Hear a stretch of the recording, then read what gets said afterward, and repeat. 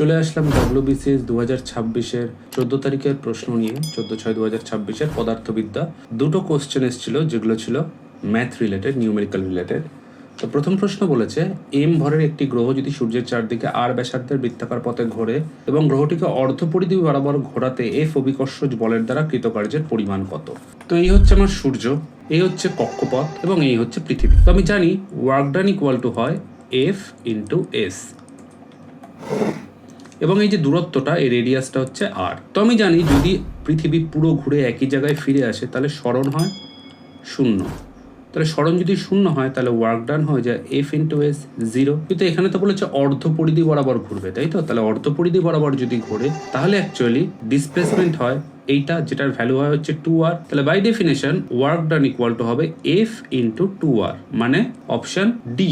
এবং যদি লিখি আমি তাহলে আমার অঙ্কটা ভুল হয়ে যাবে, কারণ W equal to F cross S, যেখানে এফ হচ্ছে ভেক্টর, এস হচ্ছে ভেক্টর, এবং এর নর্মাল ফর্ম হচ্ছে এফ এস কস থিটা, যেখানে এফ এবং এস এর মধ্যবর্তী অ্যাঙ্গেল থিটা হয়, যেখানে থিটার একটা স্পেশাল ভ্যালু 0 ডিগ্রি ধরে যখন ফোর্স আর ডিসপ্লেসমেন্ট একই দিকে হয়, সেটা ধরে আমরা অ্যাকচুয়ালি ওয়ার্ক ডানের ভ্যালু এফ এস ডাইরেক্ট লিখতে পারি। কিন্তু যদি আমি এখানে দেখি, এখানে অভিকর্ষজ বল কাজ করছে এদিকে, আর্থের ভেলোসিটি কাজ করছে এই বরাবর, অর্থাৎ এটা স্পর্শক বরাবর কাজ করছে। আমরা জানি স্পর্শক এবং ট্যানজেন্টের মধ্যবর্তী অ্যাঙ্গেল 90 ডিগ্রি হয়, তাহলে এই অ্যাঙ্গেলটা 90 ডিগ্রি হবে। তাহলে অ্যাকচুয়ালি এই ফর্মুলাটাকেই এফ এর ভ্যালু যা হোক, এস এর ভ্যালু যা হোক, বলা যায় F into S cos 90 degree. সুতরাং এফ এর ভ্যালু যা ইচ্ছে হোক, এস এর ভ্যালু যা ইচ্ছে হোক, ওয়ার্ক ডান কিন্তু সবসময় 0 হবে। তো এটা একটা ট্রিকি কোশ্চেন ছিল। তো আজকে এই পর্যন্তই, দেখাবে পরের দিন সেকেন্ড কোশ্চেনটা নিয়ে।